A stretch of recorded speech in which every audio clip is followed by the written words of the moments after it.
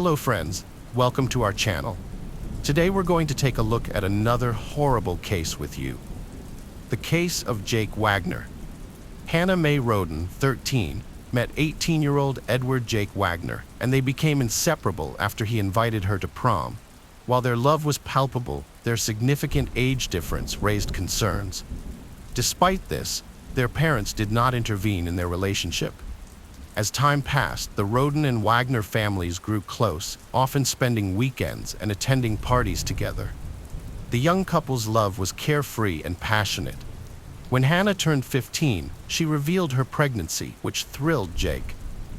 He expected his family to be delighted with the news, as they valued tradition and family lineage.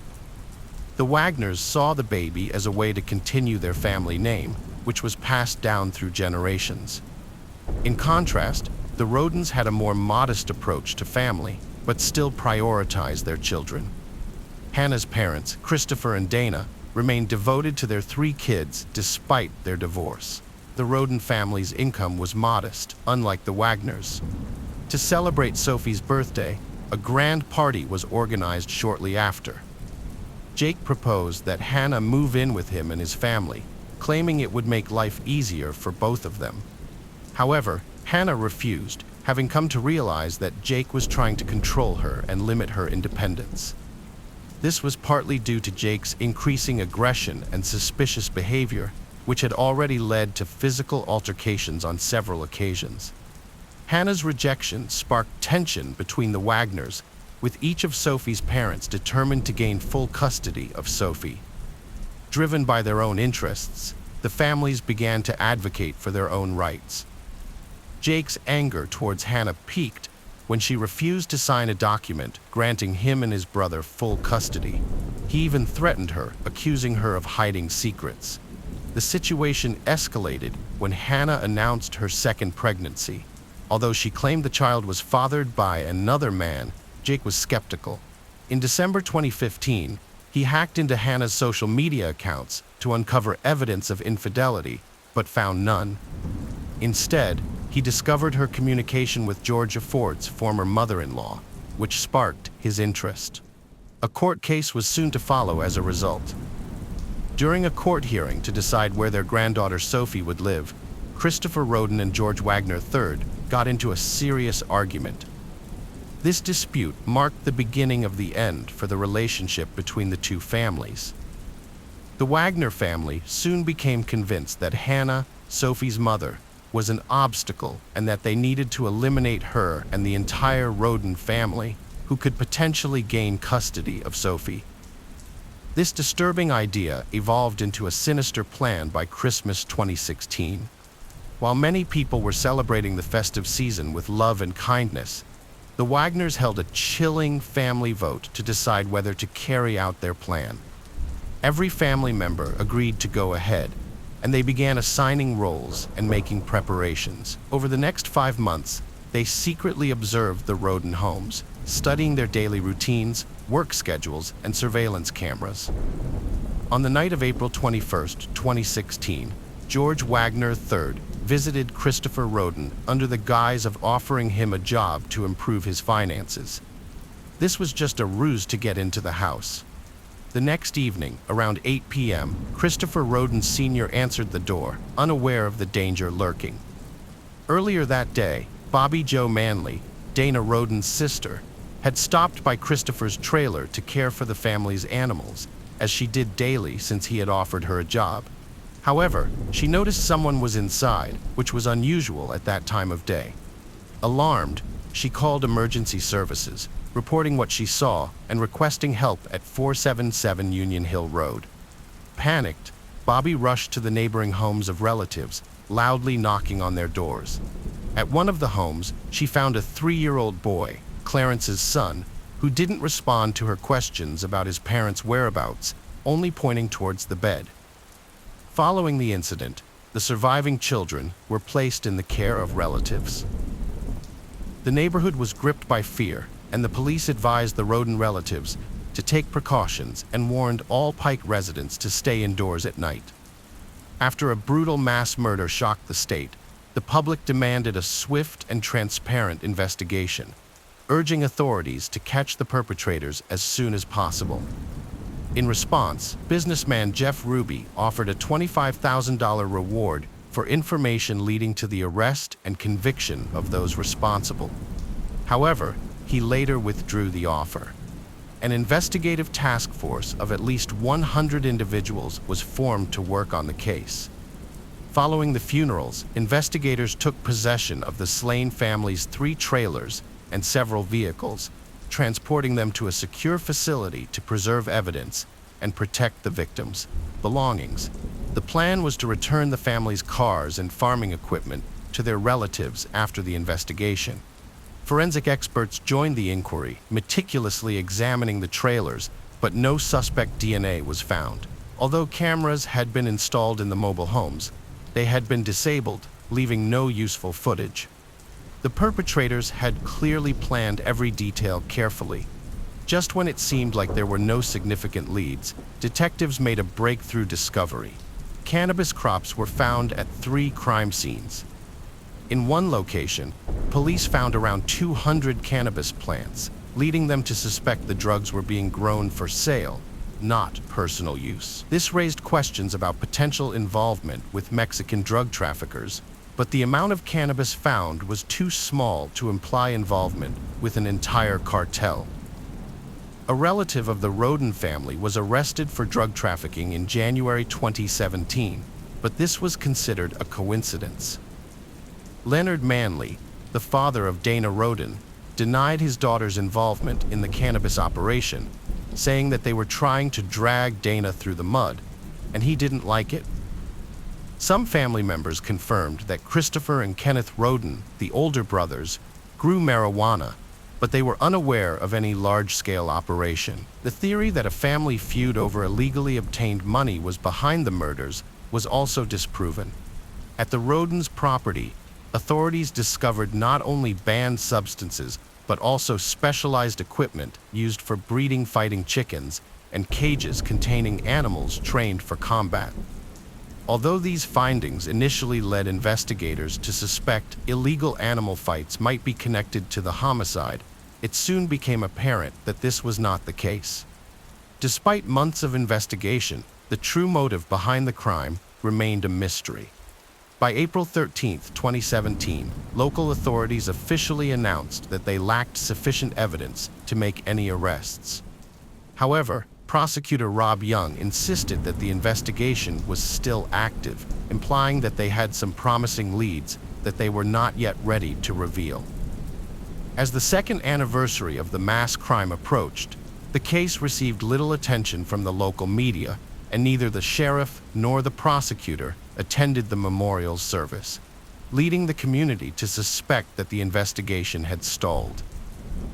On May 12, 2017, a surprising turn of events occurred when a SWAT team raided a home in Pike County, just 10 miles from the scene of the crime. Initially, they were looking for suspects, but it was later revealed that their true intention was to gather evidence. Additionally, detectives searched a house in Adams County that had previously belonged to Jake Wagner, although he had already sold it by that time. Approximately a month later, on June 20, 2017, the focus of the investigation officially shifted towards the Wagner family. 26-year-old Jake, 27-year-old George III, 47-year-old George IV, and 48-year-old Angela, who lived 15 miles from the victims, were under scrutiny. The Wagners had moved to Alaska, citing difficulties staying in the area, claiming to have loved the Roden family and stating their deaths caused them immense suffering. Rob Young's words from a year earlier proved true, as the investigation had made a breakthrough and was now seeking information from the public on the Wagners' discussions about firearms, ammunition, vehicles, etc.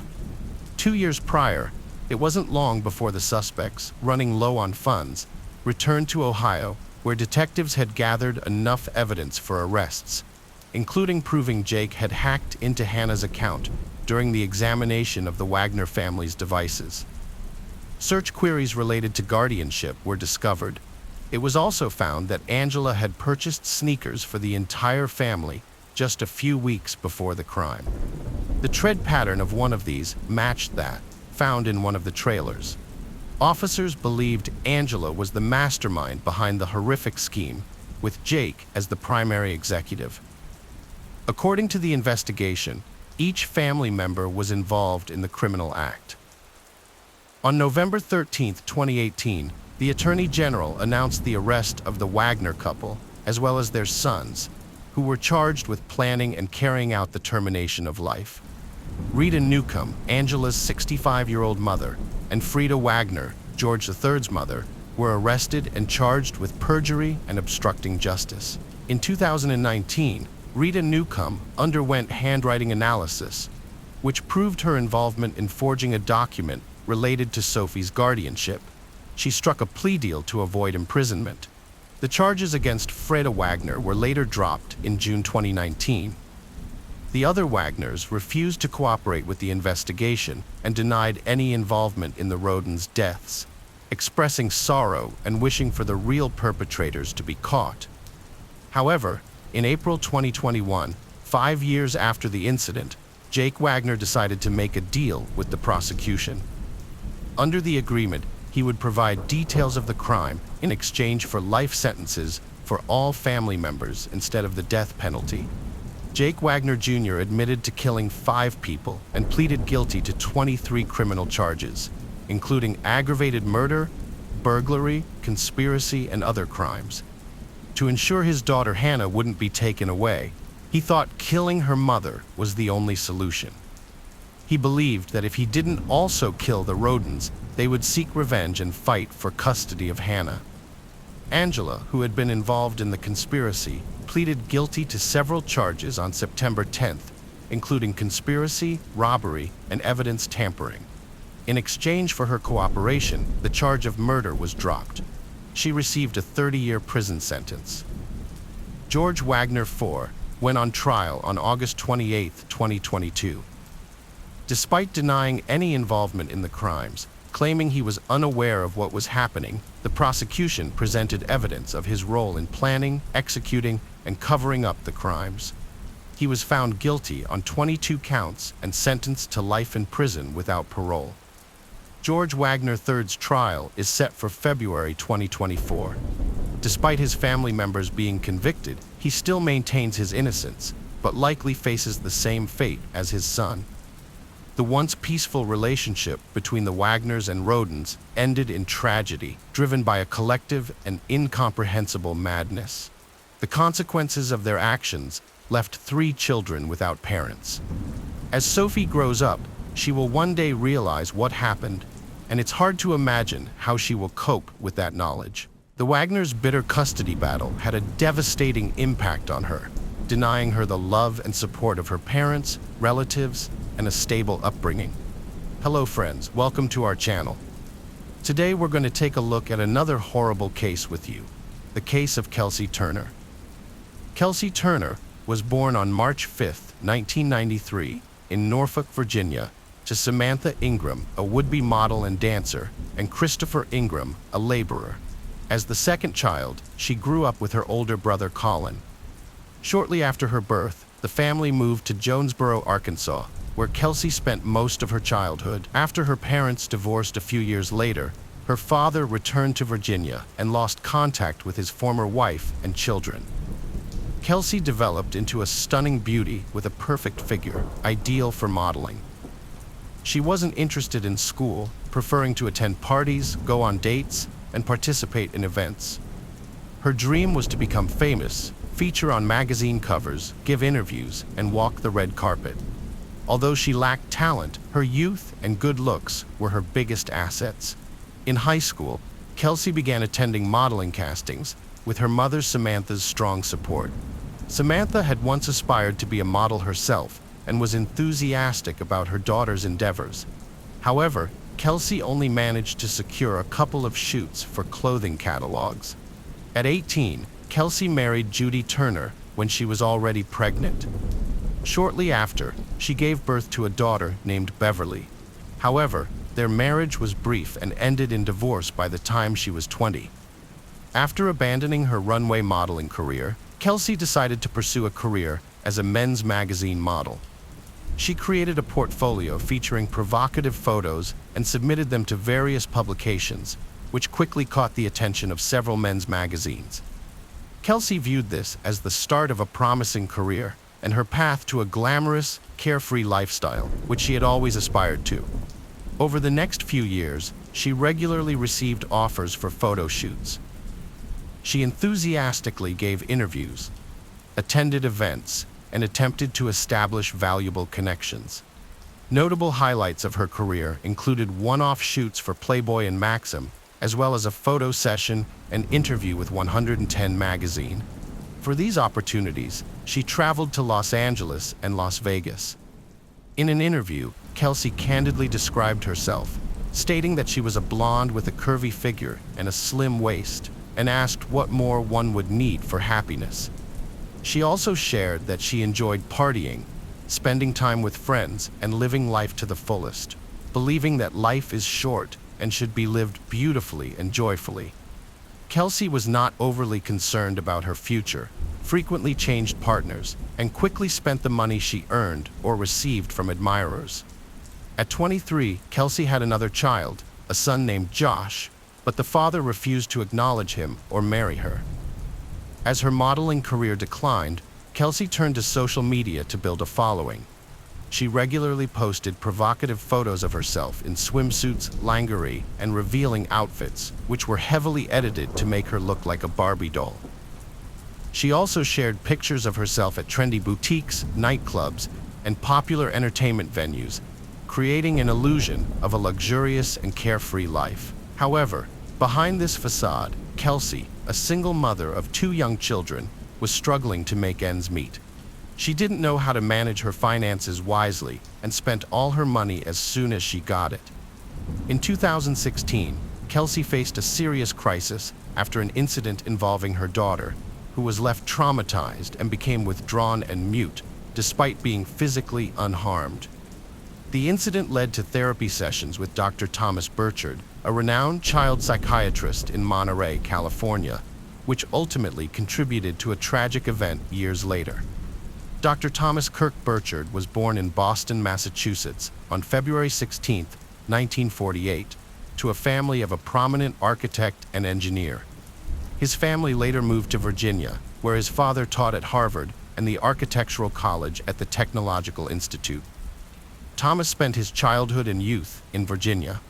Unlike his father, Thomas chose a career in medicine, specifically child psychology.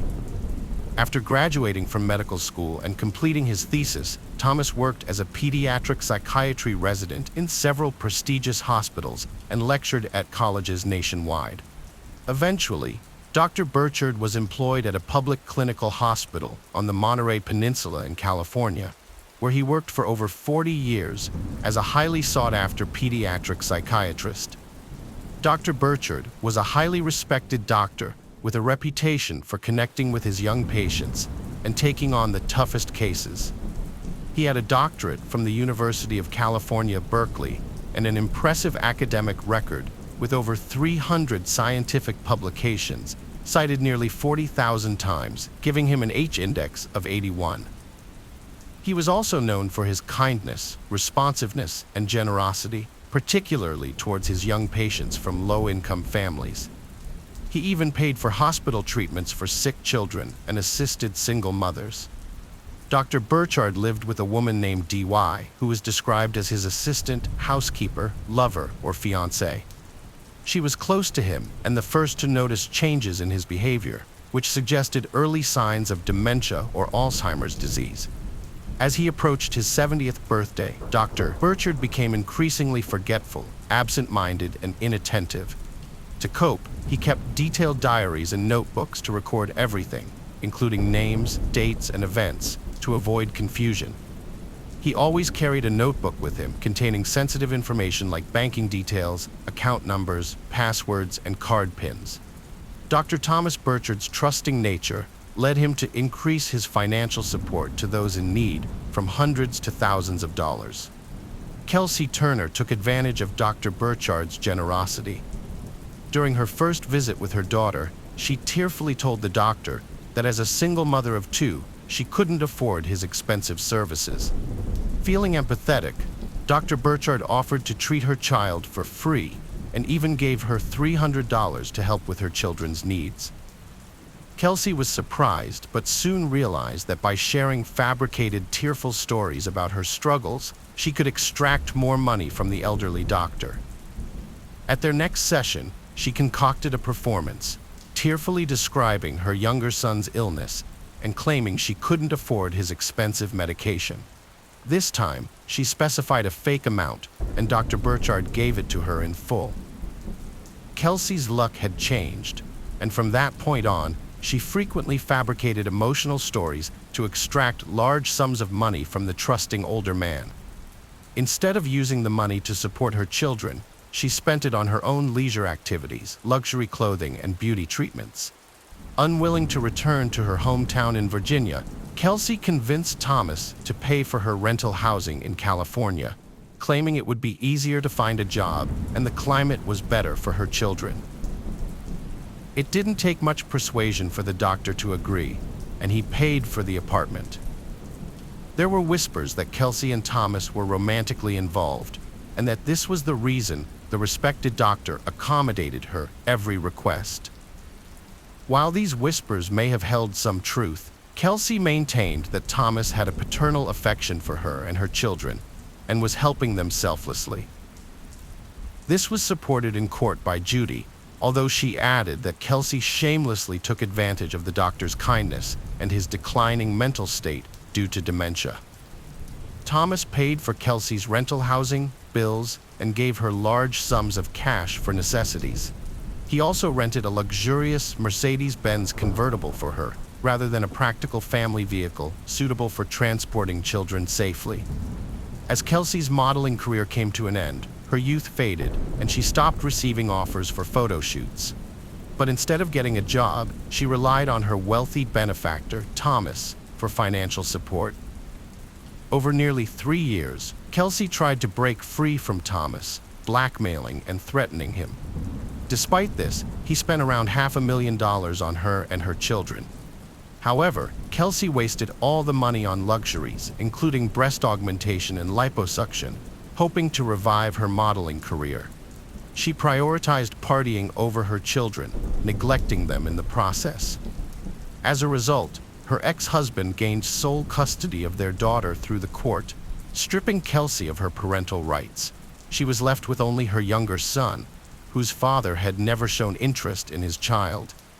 Thomas was furious when he discovered what was happening, not because of the girl's ex-husband, but because of Kelsey's behavior.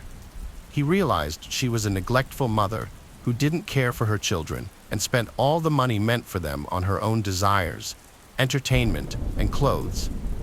Dr. Burchard decided to have a serious talk with Kelsey, telling her he would no longer fund her extravagant and idle lifestyle. In response, Kelsey threatened to spread false rumors that the respected child psychiatrist had inappropriate, intimate interests in his young patients. Although this was a lie, any gossip on the matter could severely damage the doctor's reputation. Reluctantly, Burchard agreed to Kelsey's terms and continued to transfer money and pay her bills. In early 2019, Kelsey decided to move to Las Vegas with her son, intending to revive her modeling career. As usual, she expected Thomas, whom she continued to blackmail, to finance this venture. The doctor rented a house that Kelsey had chosen and transferred the amount of money she requested. After this, Kelsey disappeared for 2 months without giving any sign of her whereabouts. In late February 2019, Kelsey resurfaced because she was running out of money.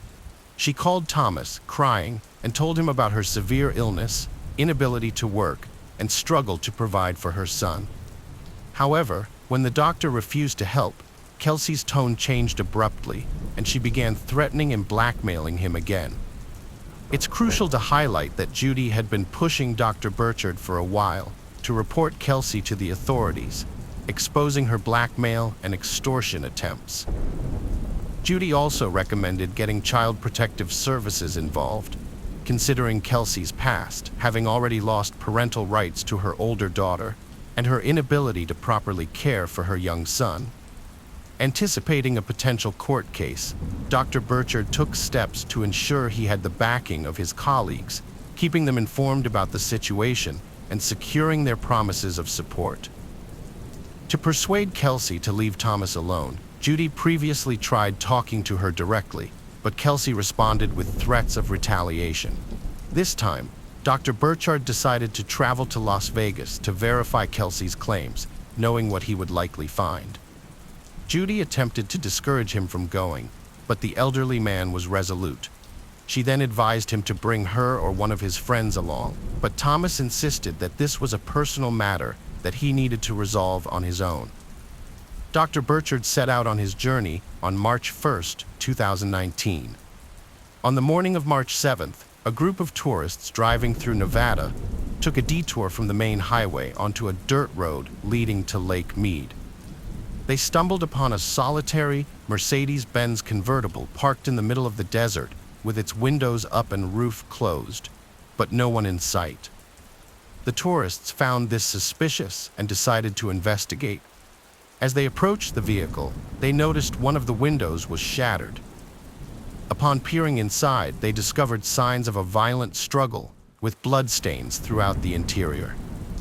The tourists promptly reported their disturbing discovery to the police. Law enforcement officers arrived at the scene around noon, greeted by an overwhelming stench of decay under the scorching sun. The source of the odor was quickly located when they opened the trunk of the car.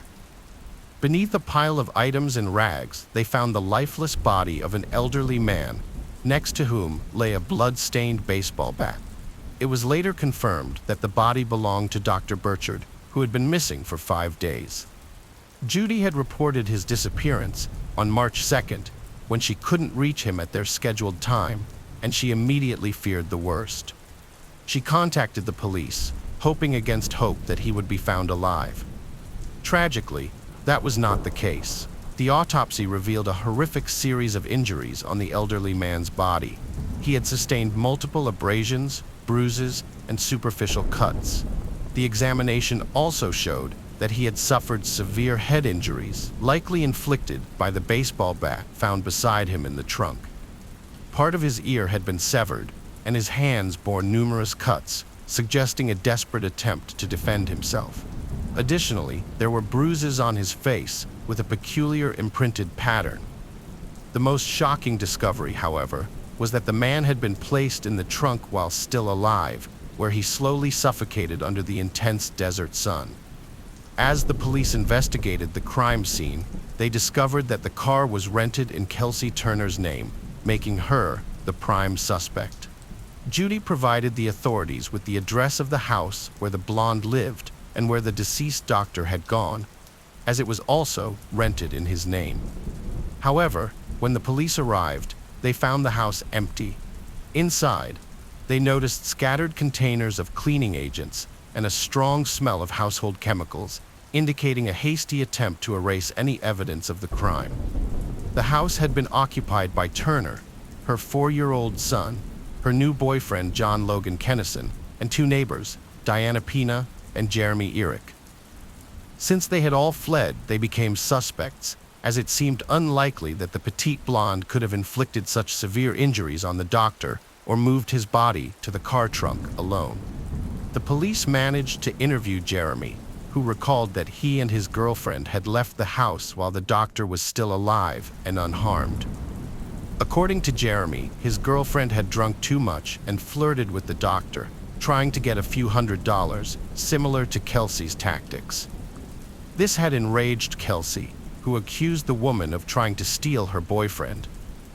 The 2 women almost got into a fight, and Jeremy had to quickly take his girlfriend away from the house. He hadn't returned for several days and was unaware of the subsequent events. Police discovered that Dr. Burchard habitually carried a notebook containing bank account details and passwords, but frequently misplaced it. Following his murder, the notebook went missing, and substantial sums were withdrawn from 2 of his accounts on March 3rd. The authorities promptly blocked the accounts and cards, and on March 21st, Kelsey and her boyfriend J.N. were apprehended in Stockton, California, after a second attempt to withdraw funds. Prior to their arrest, the couple, accompanied by their child, had been evading detection by hiding in motels, constantly changing their location and paying in cash. They later expressed regret for not completely depleting Burchard's accounts initially, and subsequently planned to empty them and flee to Mexico with the money. However, by the time they made their second attempt, the authorities had already blocked the accounts, leading to their capture. According to Diana, after Jeremy and his girlfriend left, a heated argument broke out between Turner and Dr. Burchard. This was triggered by the doctor's refusal to give Turner another cent. In a fit of rage, Turner threatened to ruin Dr. Burchard's reputation by spreading false rumors about his behavior with his young patients. As the situation escalated and Turner became physically aggressive, Dr. Burchard locked himself in a room for safety. However, Jan forced open the door and violently attacked the elderly doctor with a bat, causing a severe hematoma and a nosebleed. Diana intervened, begging everyone to calm down. Upon seeing Dr. Burchard's condition, she urged them to take him to the hospital, worried about the consequences of their actions. Before they left, Dr. Burchard promised Diana that he would report to the police that he was attacked and robbed by strangers. The four of them then drove to the garage, where Dr. Burchard was seated in the back of the car. Kelsey instructed Diana to return to the house and thoroughly clean up, making sure to remove all traces of blood. Diana started cleaning as told, but heard Dr. Burchard's cries from the garage. Rushing back, she saw Kelsey and Kennison brutally attacking him, trapping him in the car. It was clear they never meant to take him to the hospital, but planned to kill him with a bat and knife. Diana was forced back to cleaning, fearing for her life. Later, she heard the cars drive away, and only Johns returned with Kelsey. From the start, Diana chose to cooperate with the authorities by agreeing to a plea deal, which meant she would reveal everything she knew about the case. In return, she avoided being charged with being an accomplice and received a relatively light 3-year sentence for tampering with evidence. In contrast, her former lovers refused to take responsibility and instead blamed each other for the crime. However, it was easy to prove their guilt because they left behind significant evidence in the car, and phone records showed they were in the desert on the night of March 2nd, where the car with the body was abandoned. Kennison was convicted of second-degree homicide and received a 45-year prison sentence, with the possibility of parole after 18 years. The situation with Turner was more complicated. After her arrest, she announced that she was pregnant, which significantly delayed her trial. While in prison, she gave birth to a girl, and both the newborn and her son were placed in the care of social services because none of Turner's relatives were willing to take on the responsibility. In January 2023, following her lawyer's advice, Kelsey Turner admitted her guilt and was sentenced to 25 years in prison, with the possibility of parole no earlier than 10 years from the start of her sentence. She is currently serving her sentence at the Florence McClure Women's Correctional Center in Las Vegas. In conclusion, it is worth noting that ABC's documentary series 20th Century aired an episode in February 2023 titled A Model Murder, which detailed the heinous crime committed by Turner and her boyfriend against Dr. Burchard. Welcome back. Detectives, let's dive into another horrible case. The case of Jennifer Logsdon. Tommy Smith was a third-year student at a local college. His girlfriend, Jennifer Logsdon, had just finished her first year at the same school before they met. Jennifer had been living in the dorms, but was bored with the constant partying. She wanted a quieter place to study when her longtime friend, Casey Johnson, decided to attend the same college. They saw a great opportunity to rent a house together. They all agreed on a small rental home in Peoria, Illinois, and pooled their money to make it work. Everything seemed fine until a hot summer day. On July 19, 1991, at that time, 20 years old, Tommy and his 19 years old fiancée, Jennifer, were busy preparing for their wedding. They planned to start a family after finishing their education and securing jobs. They are enjoying the weekend. With Casey, the three of them had been living together for a while, getting along well and supporting each other. Tommy and Jennifer even intended to continue living in the house after their wedding. On the evening of July 19, 1991, Tommy, Jennifer, and Casey gathered to watch a movie together. They chose a horror film by Stephen King. They set up a mattress taken from the bedroom, prepared some snacks, and made themselves comfortable. It seemed like a typical evening, and no one could predict the nightmare that was about to unfold. After a while, Jennifer fell asleep, followed by Tommy, while Casey went to a different room to sleep. In the middle of the night, Jennifer woke up to a terrifying scream coming from nearby. Feeling confused and bewildered in the darkness, she noticed Tommy fighting with a stranger. The attacker was a large black man with bloodshot eyes and a knife in his hand. Despite looking very intimidating, Tommy fought fiercely with the attacker, who struck him with many powerful blows. Obviously, this tall man was stronger and more aggressive than Tommy, but Tommy still fought back with all his might. Jennifer felt confused and helpless. She noticed something strange. The attacker had socks on his hands while his feet were bare. She realized that Tommy was losing strength, but she herself was unable to move due to shock and fear. Tommy was attacked in the chest and neck when Tommy collapsed. Jennifer knew that the attacker was going to continue. He aimed at her and attacked with the knife, desperately. Jennifer fought back with all her strength. At one point, she managed to overpower the attacker and take the knife from him, but she had already sustained serious injuries and could no longer fight. The knife slipped from her hand and fell to the floor. The attacker picked up the knife again and attacked her, quickly knocking her unconscious. At that moment, a conversation could be heard coming from the room where Casey was sleeping. Realizing the danger, Casey called 911 for help. Unfortunately, the connection was poor, or the operator was distracted. As they repeatedly asked for information, the attacker, hearing the commotion, became enraged. He seemed to want to kill her. He broke the lock and rushed into the room. Casey barely had time to finish her sentence and hung up on emergency services because he attacked her. Casey pleaded for her life, begging him not to hurt her. However, the assailant lunged at Casey, striking her in the face and chest. Despite her efforts to defend herself, she was overpowered by the attacker during the struggle. The knife blade became badly bent and eventually broke off from the handle, leaving the assailant without a weapon. By this time, Casey had already suffered several serious injuries, including to her throat. After the incident, the attacker picked up the broken blade and fled the scene. Fortunately, Casey managed to call the police. Officers arrived at the house around 3 a.m. Upon entering, they were met with a horrifying sight: items scattered and equipment damaged, indicating that a violent struggle had taken place. Amidst the chaos, they found Tommy lying unconscious on the floor with multiple injuries. Despite his injuries, he bravely protected Jennifer and Casey. Fortunately, Jennifer and Casey were still alive and remained conscious for several minutes. After the police arrived, paramedics were on the scene. Attempting to save them, Jennifer seemed to be the most distressed.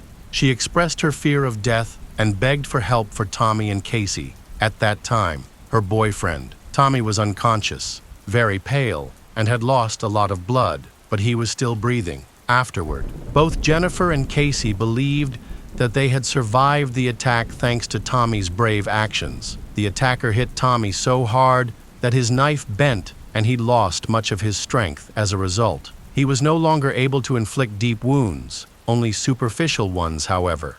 Without immediate medical attention, both Jennifer and Casey would have died from blood loss. Fortunately, help arrived in time, and they were saved. They were taken to the hospital and placed in the intensive care unit. Their lives were very fragile. Tommy, however, was not as fortunate. He sustained the most severe injuries and bled to death, passing away just after the paramedics arrived. His family was not surprised by his actions. They felt immense pride in him. Tommy was always selfless and loving, a true hero who protected Jennifer and Casey, Jennifer believed he would have made a wonderful husband and father, with a bright future ahead of him. Sadly, she never had the chance to experience that future. Investigators aimed to gather information about the attacker to begin their search. This individual was clearly dangerous and posed a threat to society, potentially targeting more victims at that very moment, although the attacker was not masked. The darkness made it impossible for Casey and Jennifer to provide a detailed description.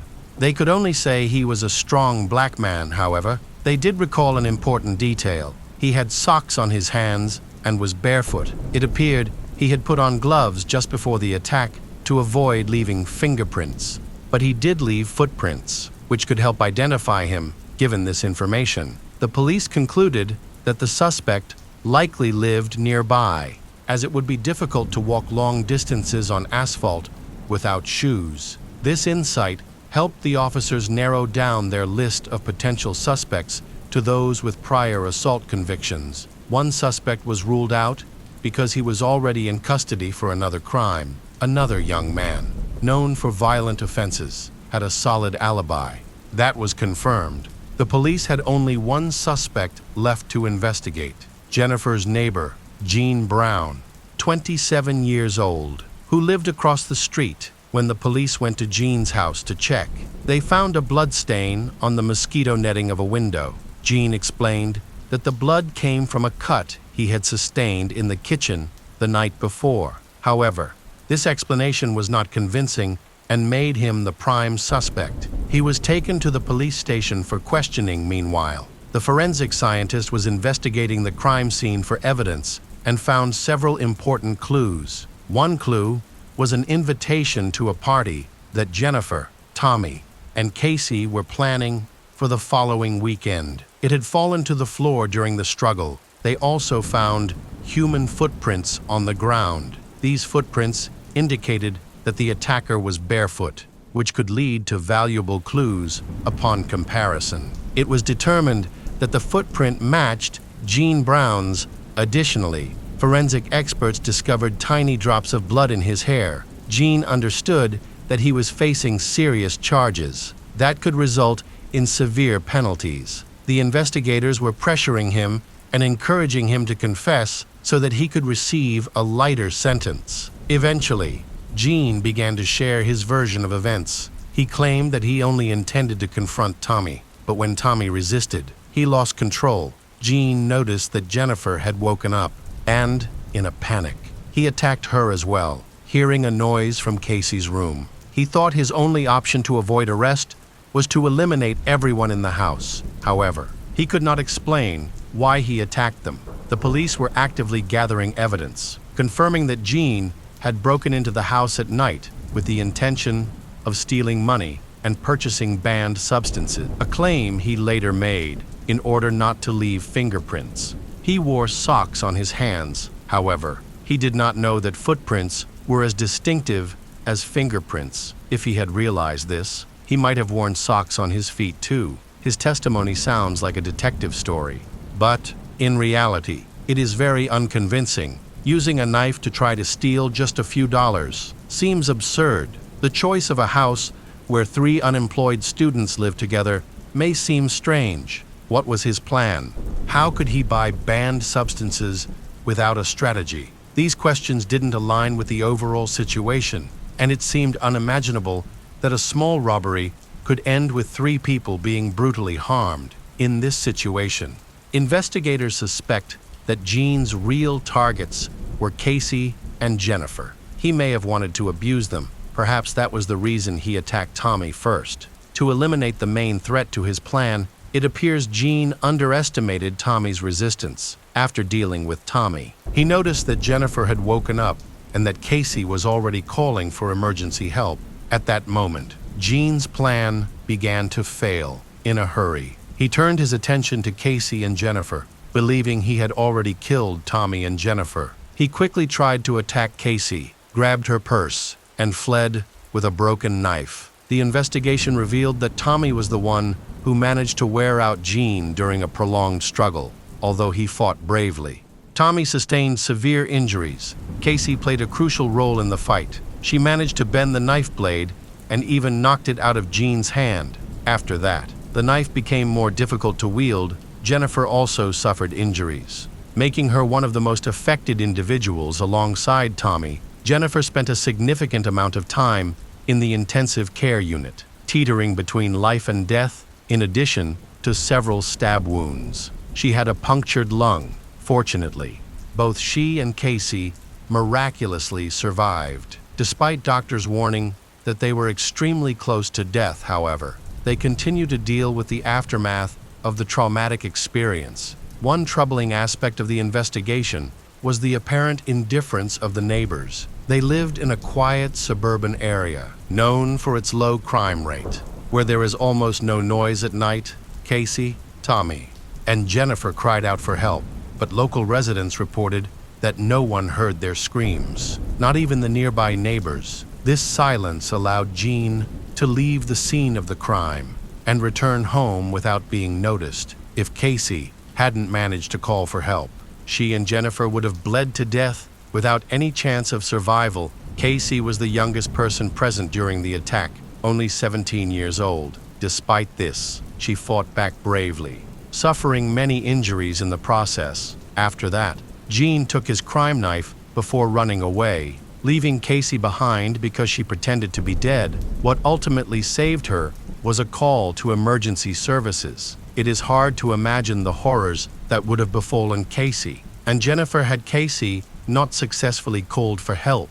At this point, the 911 dispatcher's response raised many concerns, and the public was outraged by his slow reaction due to a poor connection or lack of experience. He had difficulty responding quickly. He repeatedly asked for clarification, revealing his uncertainty. This delay was significant, and a quicker response might have saved Tommy during the subsequent interrogation. Jean provided more details about that tragic night. He claimed that he had been at home all day and that he was using banned substances, with his last use occurring just before dinner with his family. Then, when he ran out of banned substances, he decided to rob two young neighbors, Casey and Jennifer. For some reason, he was unaware that Tommy lived there permanently and that they had no money. It seemed that he had not planned the crime. It was a spur-of-the-moment decision. Jean was looking for an easy way to get money through theft so he could buy more banned substances. Jean had invaded their home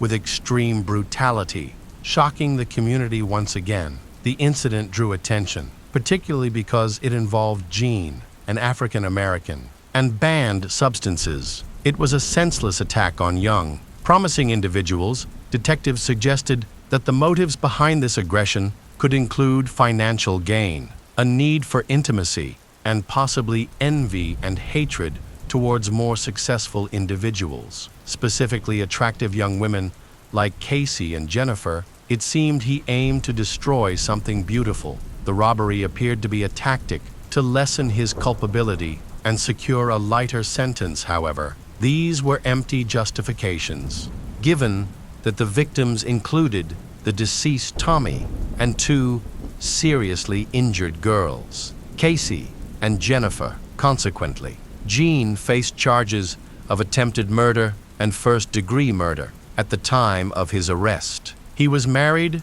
and had a son. His family was shocked that he chose a life of crime and banned substances instead of a normal life, ultimately severing ties with him. Nonetheless, they weren't entirely surprised by the incident. This was not his first crime. He had previously committed robberies and engaged with banned substances. However, his earlier criminal behavior had not been as brutally violent due to the overwhelming evidence and Jean's confession. Investigators quickly secured a search warrant for his house. In his room, they found physical evidence. He had not managed to dispose of the items. Forensic experts discovered that these items were soaked in blood.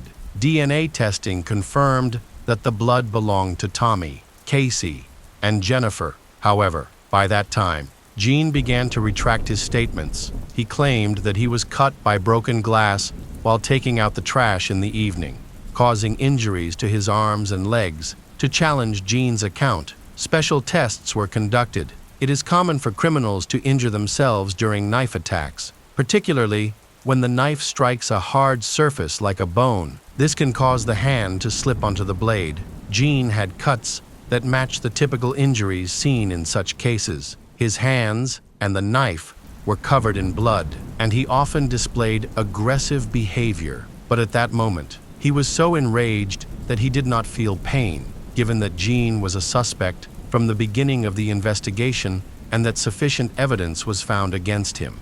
Resisting was futile. In addition to the items found in his room, they also discovered a deformed knife blade from a pen that he had taken with him. The strongest evidence against Gene was microscopic blood droplets from Tommy found in his hair. This evidence provided enough reason to file charges. He was arrested just hours after the massacre, leaving him no time to dispose of the evidence. At that time, the crime was punishable by death, a penalty that was abolished in 2011.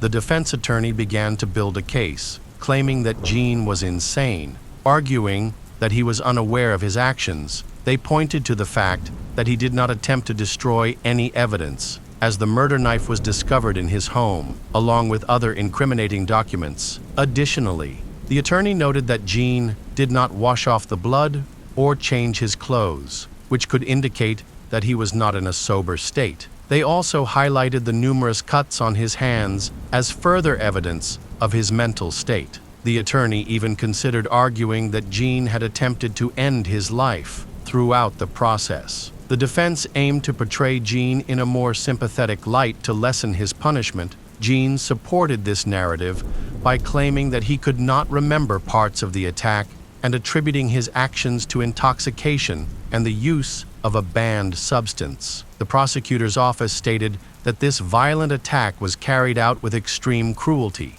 Gene's actions showed no signs of emotional distress or insanity. He broke into a house and attacked 3 young people, Tommy, Casey, and Jennifer, who posed no threat to him. His actions were completely unjustified. The prosecutor's office also noted that robbery was a factor in the attack, which is indirectly supported by the small amount of stolen items. Gene could have taken more valuable possessions, but only grabbed Casey's purse, which had little money in it, as he fled.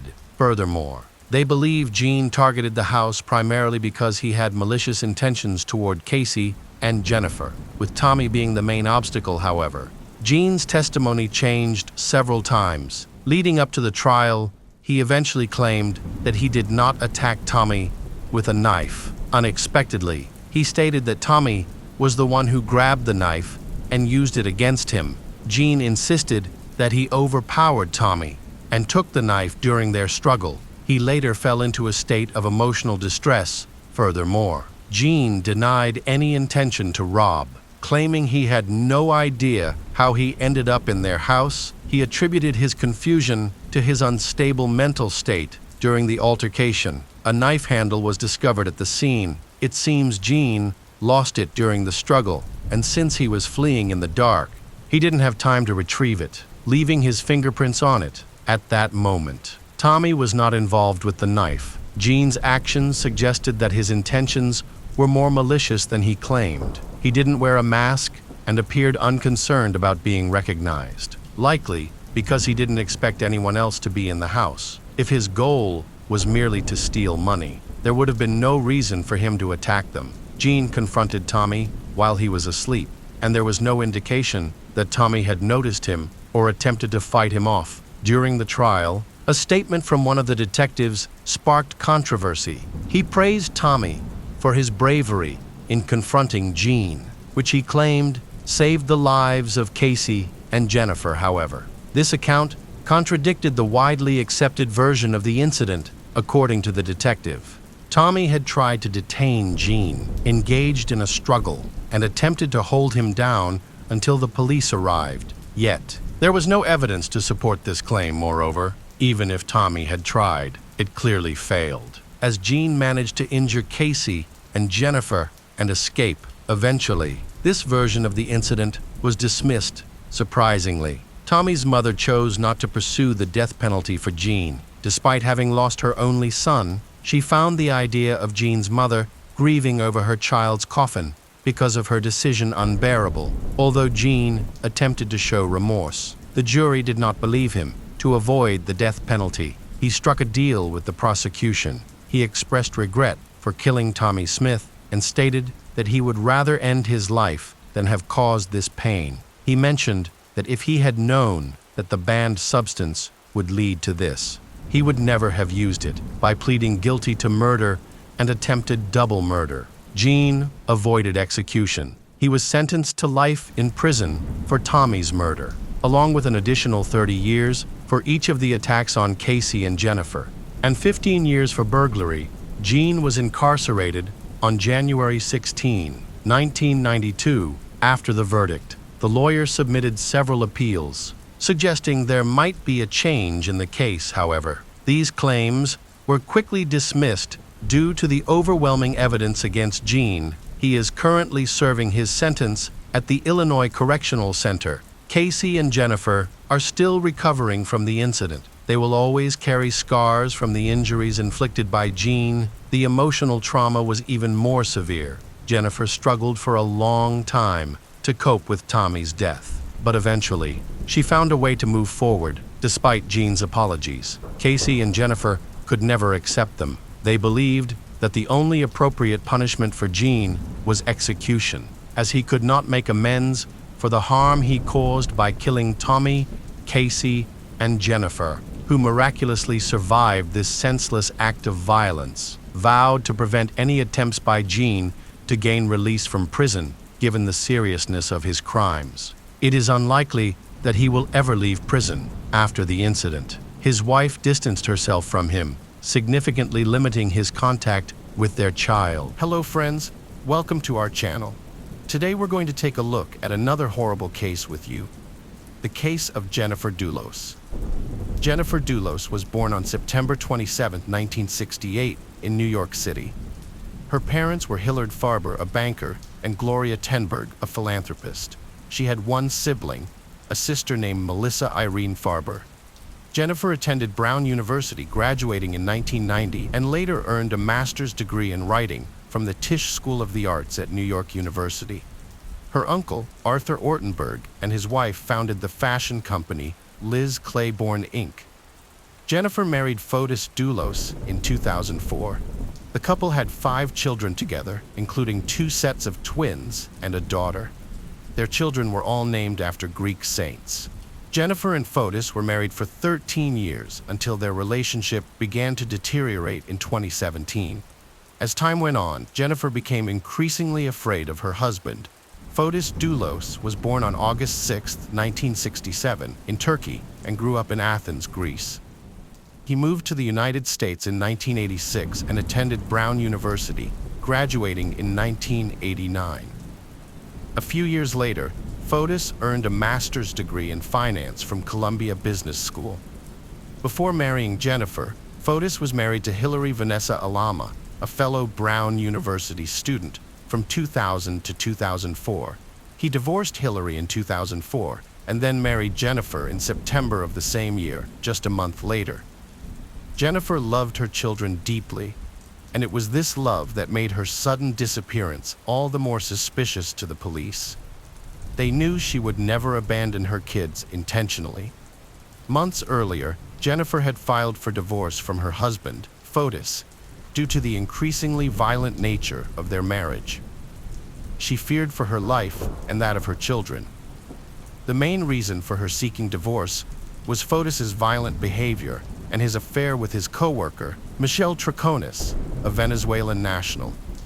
Jennifer had hinted at her marital problems in a 2012 blog post, expressing her desire to become stronger and stand up for herself. 5 years later, she took the step of filing for divorce, citing Fotis's growing independence and his infidelity. Although the court denied her request for sole custody, it granted her and Fotis joint custody. Jennifer lived in fear, not just for herself, but especially for her children.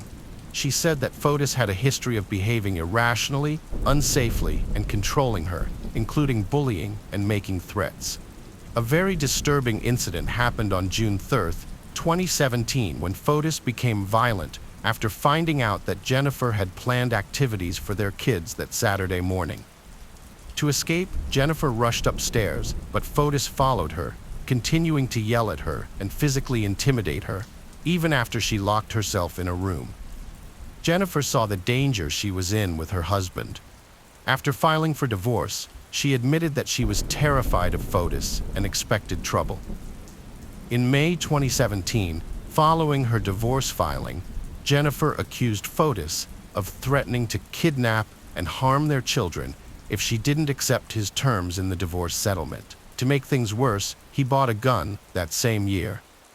In 2018, during the hearing process, Jennifer requested emergency sole custody of her children due to Fotis' history of violating court orders. Consequently, the court granted her full physical custody, while both parents shared legal custody.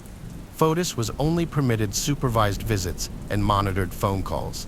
To ensure her safety, Jennifer and the children relocated to a rented house in New Canaan, 70 miles away from Fotis.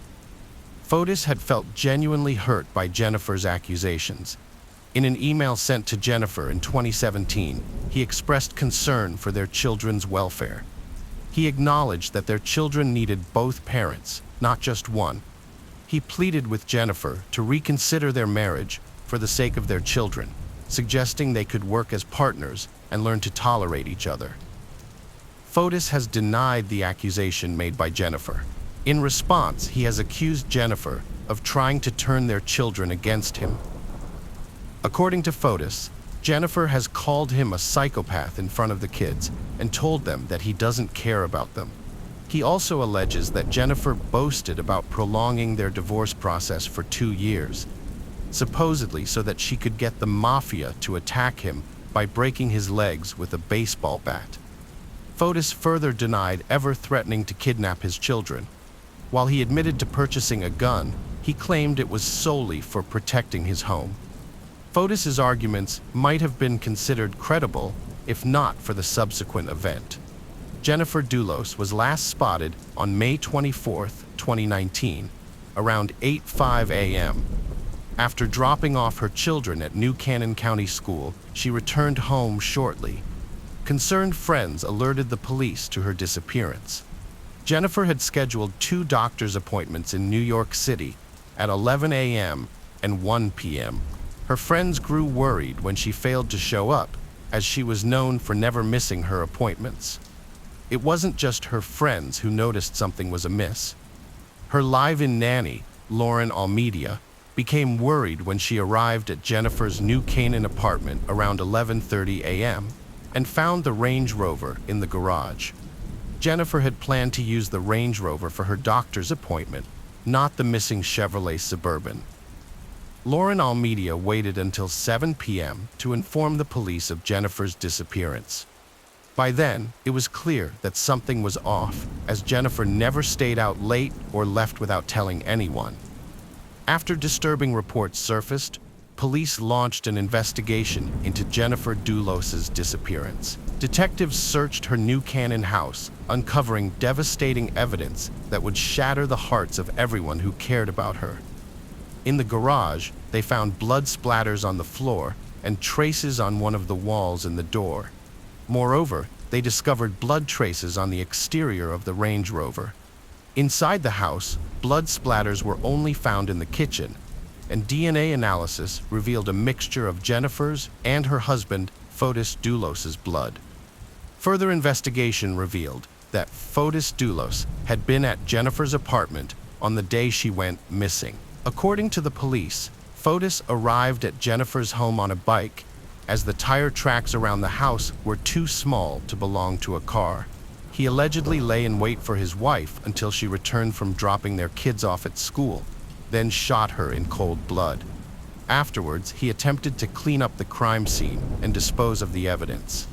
At around 10:25 a.m., Jennifer's neighbor's CCTV footage showed a Chevrolet Suburban leaving her home, with police believing Fotis Dulos was behind the wheel. They suspected that after killing Jennifer, he hid her body and other evidence, including cleaning supplies, in the vehicle. The car was later abandoned about 3 miles from New Canaan, leading police to think Fotis was a ruthless killer due to his questionable behavior that day. Later, at approximately 7:30 p.m., footage captured Fotis Doulos and his girlfriend Michelle Troconis dumping trash in multiple bins along Avon Avenue in Hartford. What seemed like a normal act was actually suspicious, as they used 30 separate bins. Upon searching the bins, police found incriminating items, including cleaning products, blood-stained clothing, and used gloves. After testing these items, the results confirmed their suspicions. The blood matched Jennifer's, while Fotis's DNA was found on one of the gloves and a trash bin. Fotis Doulos's murder of his wife in cold blood was shocking, but what was even more surprising was that his girlfriend, Michelle Troconis, was an accomplice to the crime. Originally from Venezuela, Troconis was a multifaceted person, a mother, an avid horse rider, and a former ESPN reporter in South America. However, no one would have ever suspected her of being a cold-blooded criminal. Michelle Troconis began her romantic relationship with Fotis Doulos while he was still married to Jennifer Doulos. Her affair with Fotis contributed to the deterioration of his marriage. After Jennifer went missing, the police questioned Troconis. When asked about her whereabouts on the day Jennifer disappeared, Troconis claimed she had lunch with Fotis that afternoon, and also stated that they had gone to one of his properties to clean it up in preparation for a meeting with a client. However, the police suspected that they had actually been cleaning up Jennifer Doulos's body. The police investigation uncovered additional videotapes that implicated Michelle Troconis in a more incriminating manner. These tapes ultimately revealed the details of how Fotis Doulos had committed such a heinous crime. It became clear that Fotis Doulos had meticulously planned his actions, and the police suspected that he did not act alone. On May 24, 2019, Fotis Doulos drove a Tacoma truck, which belonged to one of his employees, to New Canaan, Connecticut, without the owner's permission. A school bus captured video footage of the Tacoma truck speeding on the highway towards Waveney Park in New Canaan at 7:05 a.m. This was the same location where Jennifer's Chevrolet Suburban was later discovered.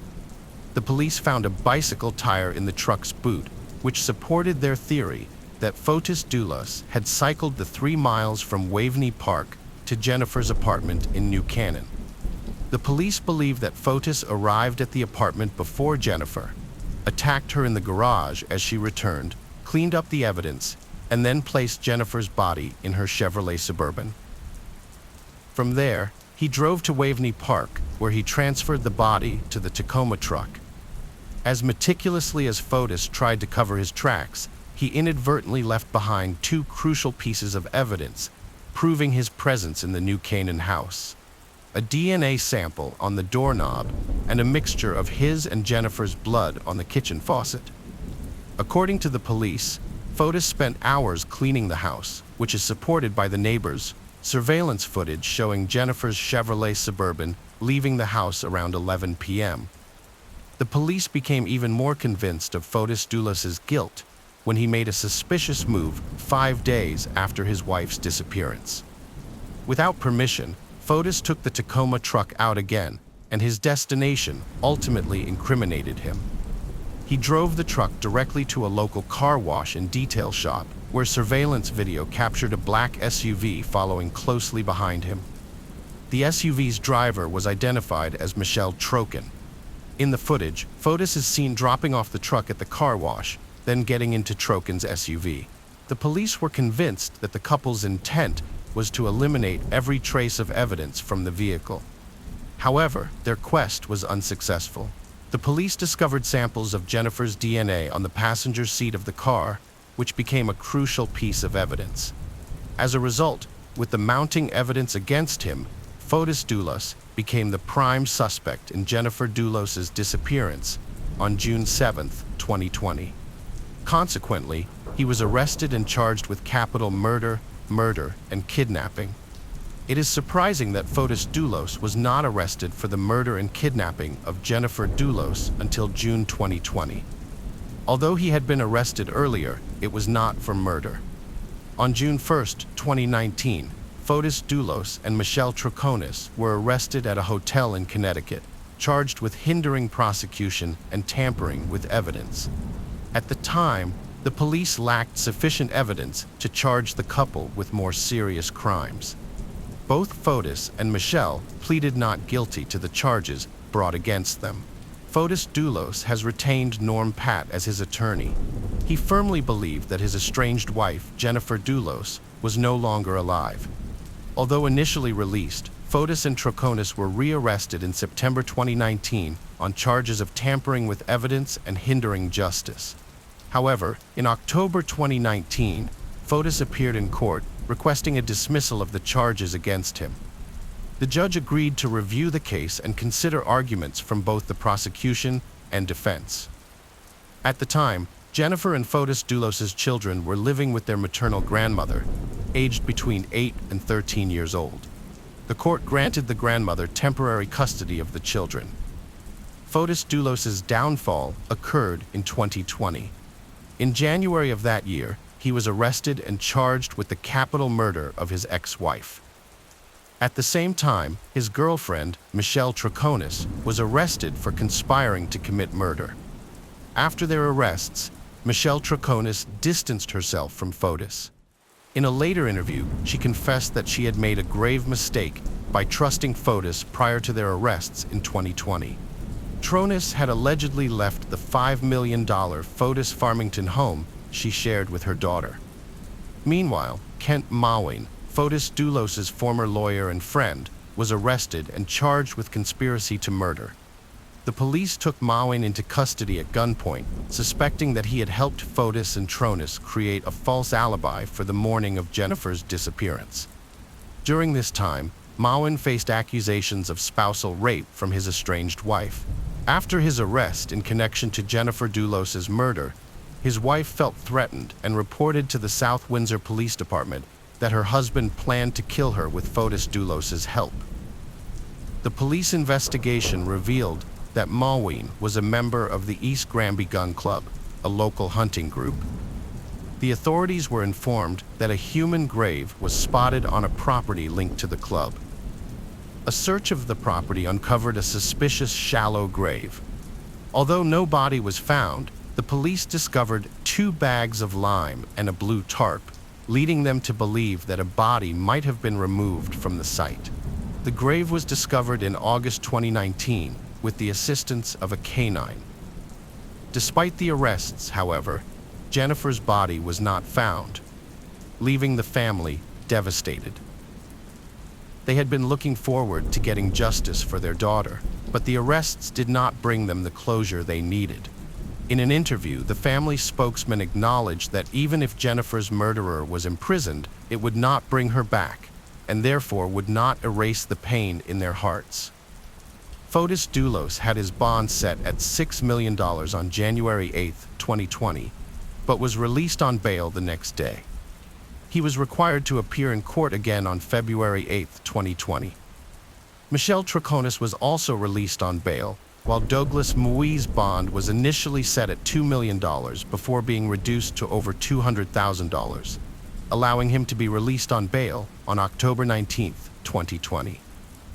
On January 28, 2020, Fotis Doulos' fear of facing the consequences of his actions led to a tragic event. He failed to appear in court for an emergency hearing, prompting the judge to issue an order for his arrest. When police arrived at his Farmington home, they found him unconscious in his car. It seemed that Fotis was unable to cope with the repercussions of his deeds and had attempted to take his own life. He had poisoned himself with carbon monoxide by rigging a vacuum cleaner to his SUV's exhaust pipe, piping it into the car's interior. The police managed to revive him, restoring a faint pulse through CPR. Fotis was rushed to Yukon Medical Center by ambulance and later transferred to Jacobi Medical Center in the Bronx for hyperbaric oxygen therapy. During his hospitalization, his children, who were living with their grandmother, visited their father for the first time since he was accused of murdering Jennifer. The police discovered a suicide note in Fotis's car in which he claimed he was not willing to spend even an hour in jail for something he insisted he knew nothing about. On Jan 30, 2020, Jacobi Medical Center confirmed Fotis's death. His girlfriend Anna Curry was with him the day before, but they drove to court separately. When Fotis missed his hearing, Curry was terrified and told his attorney, who tracked Fotis's GPS to his home. Curry suspected foul play and told the attorney to call 911. Murder charges against Fotis Dulos were dropped March 3, 2020, due to his death, but prosecutors have a year to refile if new evidence emerges. Dulos's attorney, Norm Pattis, claims someone framed his client planting evidence on his porch and wants to clear his name. Michelle Troconis, accused of conspiring to murder Jennifer Dulos, was on house arrest with no significant progress. Her lawyer confirmed the case was stalled, but she had a court date set for August 6, 2020, still pleading not guilty. Michelle Troconis slammed people who judged her without knowing her. She admitted people can be misjudged, but couldn't say if Fotis Dulos was capable of murder. However, she knew trusting him was a waste of time. In August 2021, police investigations led them to a Farmington house on Mountain Spring Road, which had a connection to Jennifer Dulos's husband. They decided to search the house to pursue old leads. To aid in the search, the police brought in Bob Perry, an expert in locating unmarked grave sites. They also deployed a septic tank and an excavator to maximize their chances of finding evidence. Despite their efforts, the police have yet to reveal any information about discovering Jennifer Dulos's body. Connecticut's 2021 domestic violence bill was inspired by Jennifer Dulos's story and named after her and Jennifer Magnano, another victim of domestic violence. The bill received near-unanimous Senate support and was signed into law by Governor Ned Lamont on June 28, 2021. Jennifer Dulos's family still mourns her loss. They miss her dearly, saying her bright personality affected even those who never met her. Hello, everyone. Today, we will learn about another case. The case of Alexandra Duxay. Alexandra Duxay, a talented and ambitious young woman, was once the pride of her family and friends with a promising career in the entertainment industry. With her radiant appearance, intelligence, and burning passion, Alexandra appeared in many television shows and relentlessly pursued her big dream. But everything suddenly stopped one day in May 2006, when she was found brutally murdered in the basement of her family's home in Milford, Connecticut. Alexandra's tragic death not only shocked the community, but also opened a years-long investigation, revealing haunting hidden corners of the person who took her life. Alexandra was born on December 9, 1979, in New Haven, Connecticut, USA. Her relatives called her Sandra. She grew up on the coast, just an hour outside of New York. In the Milford area, Alexandra's parents were named John and Linda. The girl's parents met in 1974 in Connecticut, and a few months later, they got married. Alexandra had two older brothers. Despite the age difference, they were very close. The brothers looked after their younger sister and helped their parents. They all played sports together and spent most of their time playing games. They lived in a big house, and Alexandra used the basement as her room. Later, she equipped it not only as a bedroom, but also as a gym, where she invited friends over for overnight stays and socializing. Alexandra was engaged in dancing and gymnastics in high school. She had a dream of becoming an actress, which quite corresponded with her ambitious and active character. She had been dancing throughout her childhood, and in her youth, she began to take part in various competitions, earning awards along the way. She had a very busy schedule. In addition to dancing, Alexandra continued her studies to get a degree in law. After receiving her secondary education, she entered college. Alexandra completed dance courses and then got a part-time job at a bank.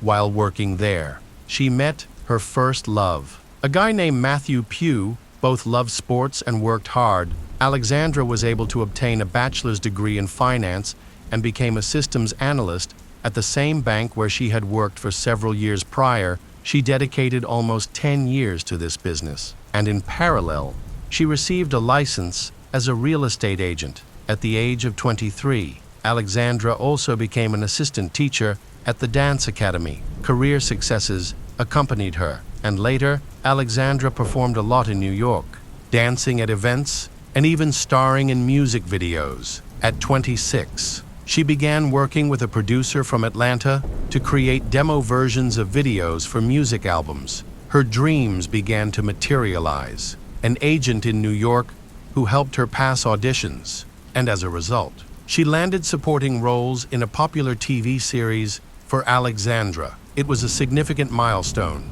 despite the secondary role. She believed it was only a stepping stone to greater success, given the scale of her activities. She had practically no time for a personal life, despite having dated her boyfriend for years. By January 2004, they decided to break up.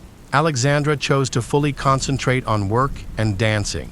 This decision coincided with a difficult time for her family. Her parents also decided to separate. Her father returned to Florida to be closer to his elderly mother. By this time, Alexandra's brothers had moved away and were living with their own families, leaving her effectively alone with her mother. Despite most of the house being vacated, she continued to live in the basement, which she had equipped for her own purposes. It contained training equipment as well as a whole stand filled with dance awards. Alexandra lived in the basement with her big dog, and her busy life did not prevent her from attending acting auditions. She had new prospects in cinema during this period and also became interested in charity work. She collected items and toys for children from low-income families and later planned to organize a free canteen for those in need with like-minded individuals. However, the situation changed dramatically. On May 19, 2006, Alexandra met her best friend, Nicole, with whom she worked out at the gym. They trained together from 10.15 to 11.15. After which her friend left, Nicole wanted to stay longer at the gym, while Alexandra planned to go home for lunch and to get ready for her evening plans. Around 4 p.m., Nicole called Alexandra, but the call went straight to voicemail. This was unusual, as Alexandra was usually very responsive due to her work requiring frequent phone communication. By 4:3 p.m., Alexandra still had not replied. Meanwhile, Linda, Alexandra's mother, arrived home and noticed the front door was wide open. Alexandra's favorite dog was outside in the courtyard, and her daughter's white Mitsubishi was parked in the driveway. This was odd because the doors were usually closed, and the dog never went outside without a collar and leash. The dog sat outside, wagging its tail, which added to Linda's concern. She was in a panic, trying to understand what had happened. So she entered the house screaming. As Linda moved through the house, her anxiety grew. She went to the basement stairs and noticed large drops of dark red liquids on the floor. When she reached the bottom,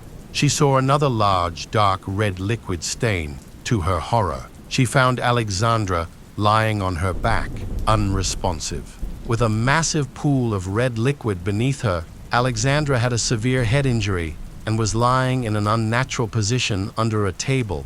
The mother initially thought her daughter might have fallen down the stairs and hit her head on the radiator, which had a visible blood stain. Linda rushed to her daughter to check for a pulse, but found none. She could barely regain her composure and managed to call 911 in a state of panic. She screamed into the phone, trying to describe the horrific scene before her. The dispatcher struggled to understand her, as her words were often interrupted by sobs and incoherent mumbling. Eventually, the dispatcher understood that Linda's daughter was lying on the basement floor and showed no signs of life. When several police officers arrived, Linda met them outside. The sight they encountered in the basement was one of the most disturbing they had ever seen. In here, there are traces of a terrible attack, and Alexandra's face was seriously injured. A piece of the knife was found embedded in her skull. The broken handle lay nearby. It was clear that Alexandra had been attacked with a kitchen knife, with such force that the handle had snapped off. Alexandra received blunt force trauma to the face, and her mother discovered that one of Alexandra's trophies was missing Investigators believe the perpetrator used the trophy to seriously injure Alexandra's face. The police quickly concluded that Alexandra was a murder victim, along with the brutal injuries and the apparent murder weapon. Investigators found a shoe print in the blood. This shoe print lacked a typical tread pattern. Additionally, small traces of blood were found in other areas of the house, including the bathroom on the toilet seat and sink, presumably where the attacker was trying to wash his hands. Moreover, investigators noticed signs of an attempt to clean the red streaks in certain spots around the home. This led law enforcement to suspect that there was a personal motive behind the crime, possibly related to the missing trophy, given the violent nature of the attack.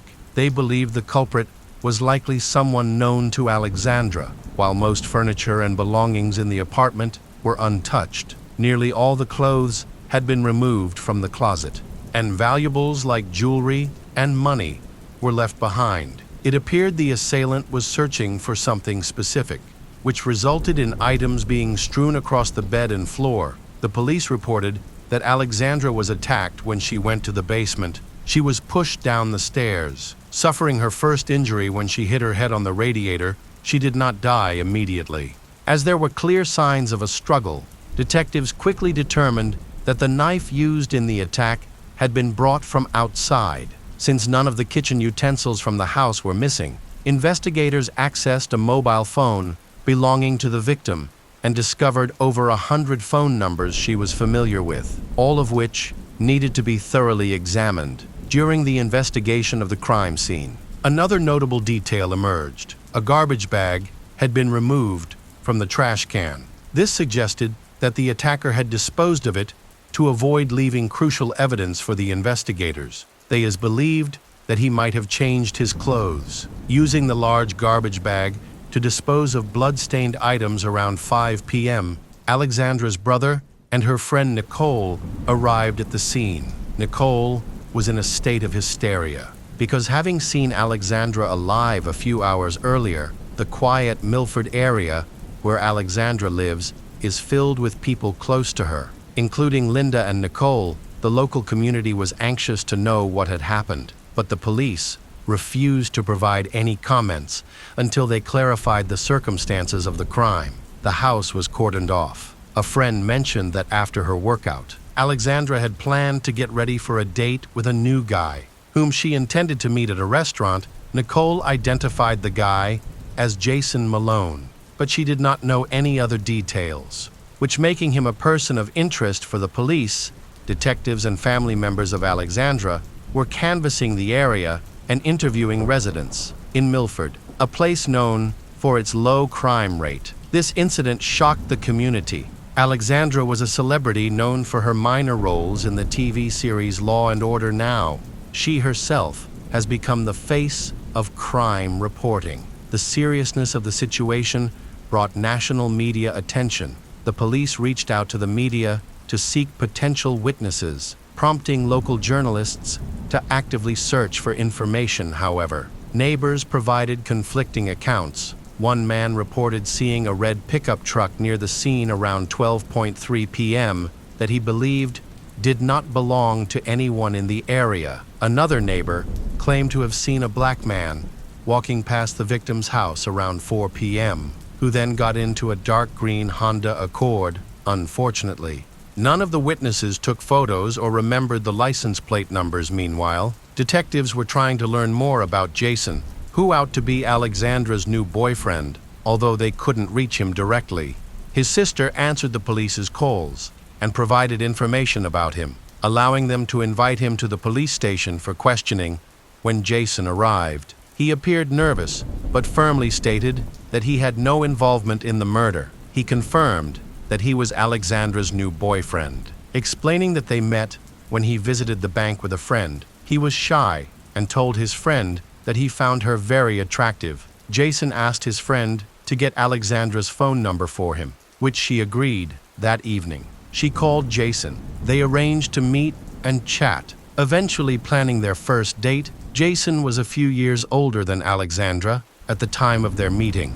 He lived with his mother, having moved out from his ex-girlfriend, with whom he had broken up Jason was experiencing a tough time, as his relationship with his ex sometimes rekindled and then fell apart again. He worked for an energy company, where he checked electric meters in homes throughout the city. Meanwhile, Alexandra was in no hurry to announce them as a couple. After a 6-year relationship with her ex, she wanted to take a closer look at her new boyfriend and make no statements about him. At the station, Jason reported that he called Alexandra around noon.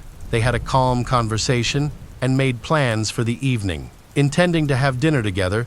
During their phone call, Alexandra suddenly asked him to hold on because she saw her ex-boyfriend outside her house. Jason then heard the door open, and Alexandra asked, "What are you doing here?" but received no response. After the door closed, she picked up her phone again and told Jason she couldn't talk at that moment. Jason suspected that she let someone into her house and then didn't call him back, which made him feel suspicious and a bit jealous. 15 minutes later, when she still hadn't called back, he started to worry. Fortunately, she answered his call at 12:35. They spoke for a few more minutes, but Alexandra didn't mention who had visited her or why. Jason's account helped narrow down the time frame of when Alexandra died, according to Jason.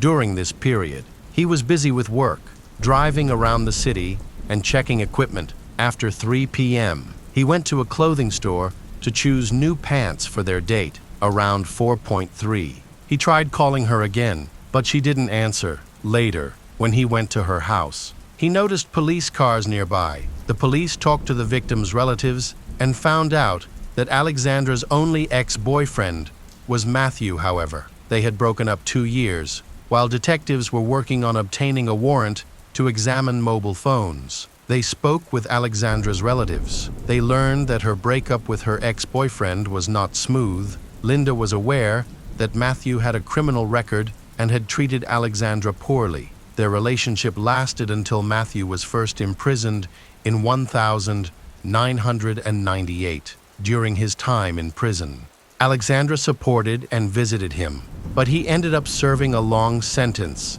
Despite Alexandra's love for him, doubts about their relationship grew. By January 2004, they officially ended their relationship, partly due to Matthew's increasingly rude and threatening behavior. Although they still communicated, his aggression continued to rise. So was no chance of rekindling their relationship.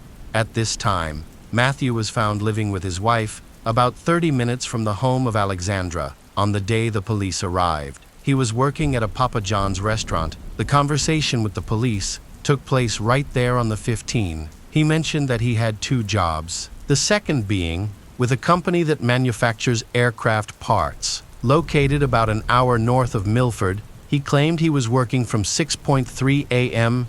to 3 p.m. on the day of the murder and left home only after learning that Alexandra had died. The police noticed he appeared somewhat confused during the conversation. Matthew appeared to distrust the police, but he did admit that he had spoken to Alexandra on the phone a few days before her death. Their last in-person meeting, however, had occurred at least 4 weeks prior to the tragic event. After this conversation, the detectives left the following day. Matthew returned to the police station and confessed that he had lied during their previous discussion. He clarified that he actually arrived at work at 6:3 a.m., but at 9:15 a.m. he requested time off and left. He spent most of the day at home and went into town to care for a sick relative. Matthew insisted that he was neither in Milford nor close to the suburbs that day. He agreed to take a DNA test and provided the police with the clothes he wore on the day of his ex-girlfriend's death. The investigation continued, and both he and Jason remained the main suspects in the murder. Forensic experts determined that Alexandra had died from multiple stab wounds, cuts, and blunt force trauma. Primarily to her face, the attack was so brutal that she had swallowed several of her own knocked-out teeth before dying. The expert discovered a crucial piece of evidence. A hair found stuck to the dried blood on Alexandra's body did not belong to her. Additional pieces of duct tape were found on her face. Apparently, it was used to tape her mouth during the massacre. Investigators looked into Jason's background and found that he had a criminal record. Having served over 5 years for banned substance trafficking, he also drove a car that matched the description given by a neighbor of one of the victims. Another witness reported seeing this dark green car parked near Alexandra's house throughout the day. Despite this, Jason maintained his innocence, arguing that the car model he drove was very common in the city at that time. However, detectives could verify not his alibi of being at a clothing store to buy pants around 3 p.m. He had indeed visited the store, but much later in the evening, which contradicted his statement. Maybe he was trying to mislead the investigation, however, by checking the geolocation data from his phone calls. Investigators found that although his phone was active throughout the day, it never registered in the Milford area. Consequently, the police ruled him out as a suspect. It was now Matthew's turn to be questioned. The police spoke with Alexandra's mother to gather more information about him. She had never liked Matthew. He was 7 years older than Alexandra and had a criminal record. Unlike Alexandra, he showed no interest in personal growth or work.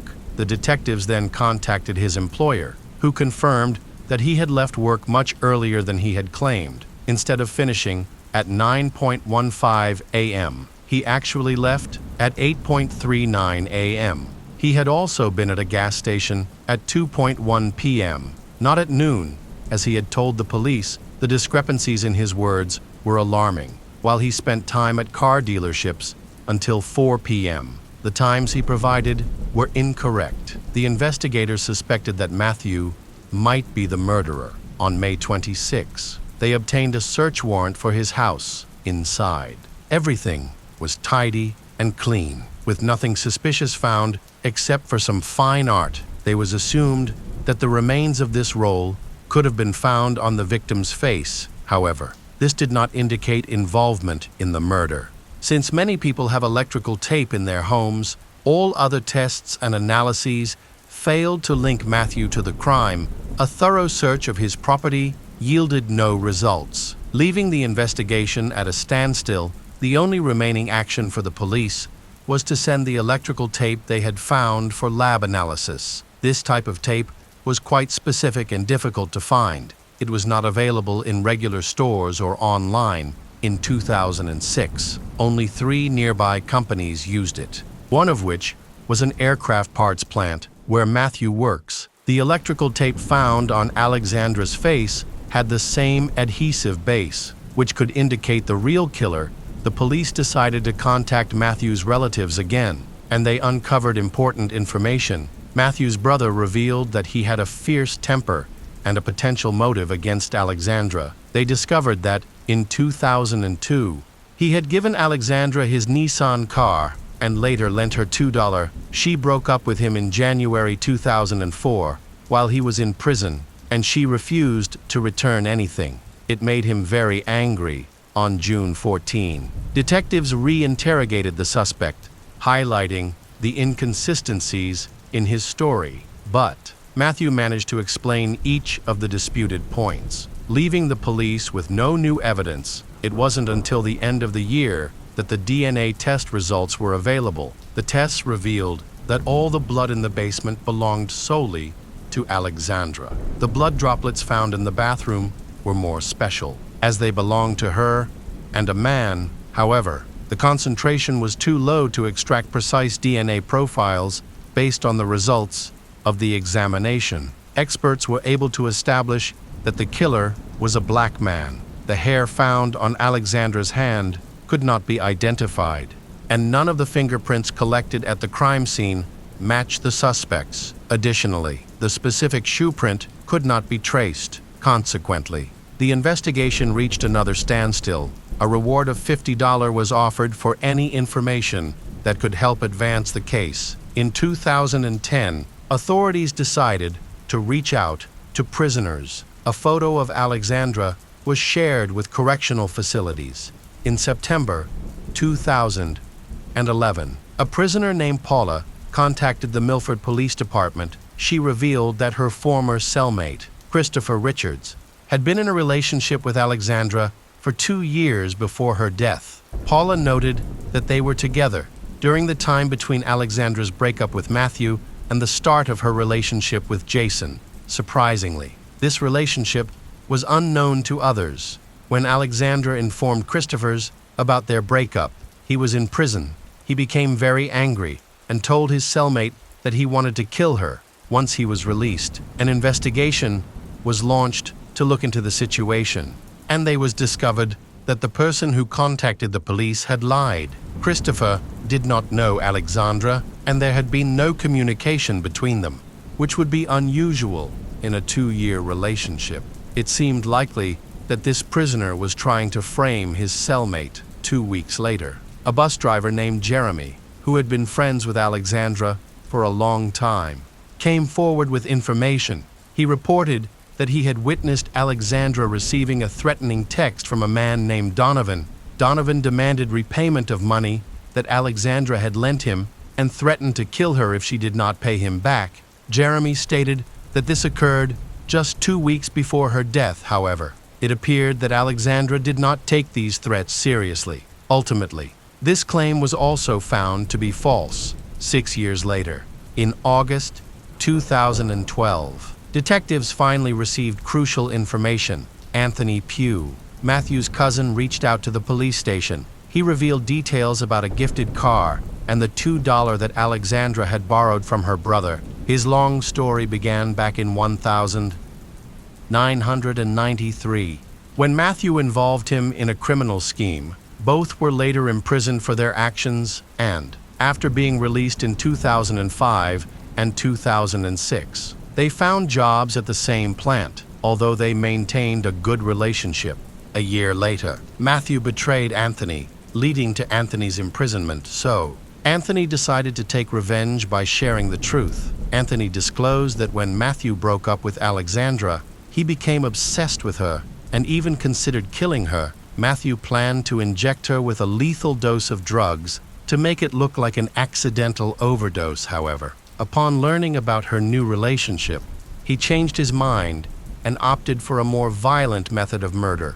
The brothers worked at the same aircraft factory where Matthew stole gloves and special tape to commit a crime. Police believe he wanted to profit from this information, and he later admitted it directly. Anthony sought not only $50, but also sought revenge on his brother. When the information was verified, it was found that during the initial data analysis, the police overlooked that Matthew was indeed in the area near Milford at around 11.47, but left at 12.07. He returned and stayed at the scene for over an hour. Ultimately, the police had strong grounds to arrest Matthew and file charges against him. On August 24, 2012, Matthew Pugh was charged with first-degree murder and home invasion. However, at that time, he was already in prison for assaulting a woman in 2008. He threatened the victim with a weapon and stole her purse when she tried to resist. He's attacked her in the arm. The prosecutor's office found out that the problems with Matthew began after Alexandra wrote to the prison that she wanted to break up. According to cellmates, he was obsessed with her. In response, he wrote an 8-page letter over a couple of months. Of course, he was angry because of these events, but after leaving prison, he did not show any aggression towards his ex. He started a relationship and even had a child. But at the same time, Matthew, all this time, hatched a plan. 3 years later, in February 2015, Matthew appeared in court. The prosecution claimed that the guy committed a deliberate massacre on the basis of jealousy. The lawyer insisted that the client was not involved in the murder because there was no direct evidence in the form of DNA and fingerprints at the crime scene. The situation for Matthew became completely stalemate. When he began to answer the prosecution's questions, he desperately tried to prove his innocence, but it all didn't seem very plausible. Besides, his brother was testifying against him. The jury went to pass sentence. It was really not easy. In this complicated story, there were many blank spots, and many considered the accused a pathological liar. It was even necessary to ask the court to repeat Matthew's story. Only 3 days later, the jury found him guilty of first-degree murder and trespassing. He was sentenced to 60 years in prison for murder and another 20 for trespassing. The Alexandra Duxie case is a heartbreaking and complex one that leaves many unanswered questions, from the tangled relationships between Alexandra and those around her to the doubts about who took her life. The case remains one of the most controversial and haunting in Milford, Connecticut, although the killer, Matthew Pugh, has been convicted. Stories of motives, complicated relationships, and unclear details continue to haunt the public.